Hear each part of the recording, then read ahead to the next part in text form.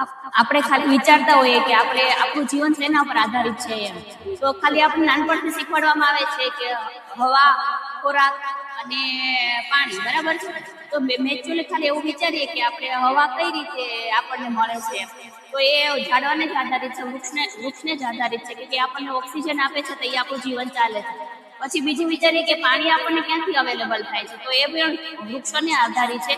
જ્યારે વૃક્ષો વધારે હોય તો વરસાદ આવે છે, વરસાદને લીધે આપણે પાણી મળે છે, બરાબર છે. તો આ ખાલી સિમ્પલી મેથડ છે કે આપણા જીવનમાં હવા, પાણી અને ખોરાક બધું જરૂરી છે, પણ એ બધું જ આપણને વૃક્ષને આભારી છે. ખોરાક તો આપણે વિચારીએ કે ખોરાક આપણને વૃક્ષથી જ મળે છે, બરાબર છે. તો આપણું જીવન જેને આધારિત છે, તો એના માટે આપણે કંઈક કરવું જોઈએ. આપણે બીજે બધે પૈસા કે આ તે નાખતા હોય, દાન કરતા હોય, તો એના કરતા બેસ્ટ છે કે આપણે વૃક્ષમાં થોડાક પૈસા આપીએ અને ડોનેટ કરીએ. બસ એ સંદેશો છે. Thank you.